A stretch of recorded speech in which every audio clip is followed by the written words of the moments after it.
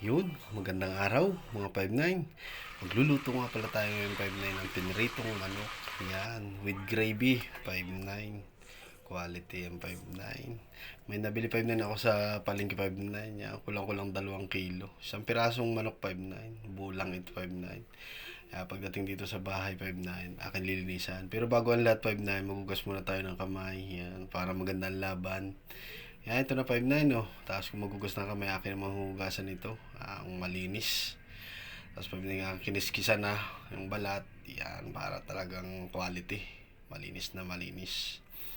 Yan, makalipas ko 5-9 linisan. Ito, nilagay ko na 5-9 sa kawali. Nilagyan ko 5-9 ng pampalasa, sibuyas, bawang, at saka paminta. Tapos 5-9 kunting asin. Yan. Sabay akin 5-9 papakuluan lang yung 5-9. Kahit 5 na yung mga 15 minutes, yan, para maluto na bago natin iprito. Habang pinapalamig ko 5-9 yung manok 5-9, yan, nag-ready ng 5-9 dito ako ng Ricardo 5-9, yan, sibuyas, tapos 5-9 bawang. Akin 5-9 yung ano yan, food processor natin 5-9, yan, oh. Ganyan lang yung 5-9, oh. Yan, di ba? Mabilis 5-9, tapos pinong-pino siya. Yan, tapos ito na 5-9, oh, yung ating piprito, malamig na siya 5-9.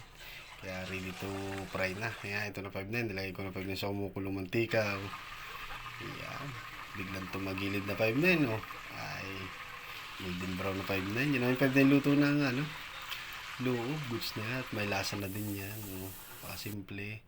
Matapos natin 5-9 lutuin yung 5-9. Ito na ang 5-9. Gravy.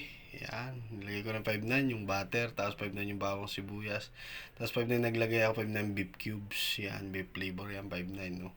Halo-halo lang 5-9. Yan. Ganyan lang. Tapos nilagyan natin 5-9 yung ating stock. Yan. Yung ating pinagpakuluan kanina ng manok 5-9.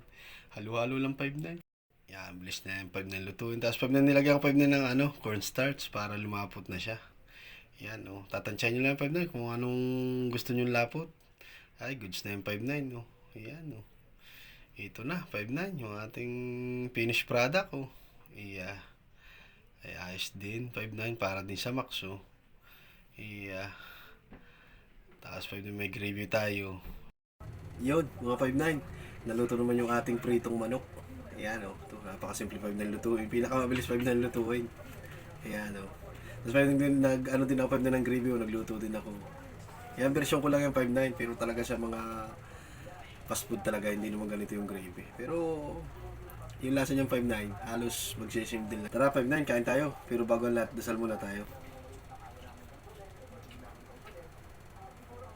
Pero bago ang lahat, flex ko lang ito 5-9, no?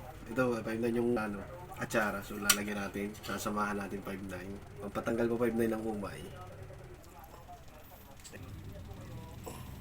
Tara 5-9, tigman na nga natin kung talagang quality. Luto-luto ito kasi ano naman ito eh, tawag dito. Pinalambot pa natin sa ano, sa tubig. Ayan oh. Tama-tama pag yan yung ano, yung gravy oh.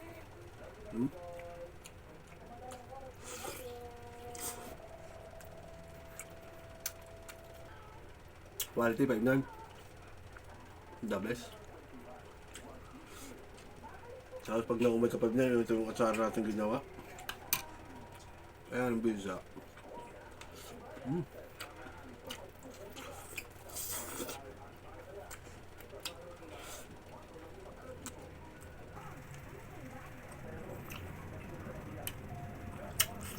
Mga 5-9. Tapos naman tayo sa piniritong manok. Kaya kala ito 5-9 buo. So yun, 5-9. Maraming salamat sa inyong panonood sa aking na-upload na video. At maraming salamat pa rin sa pagsuporta. Ingat kayo palagi 5-9 at God bless.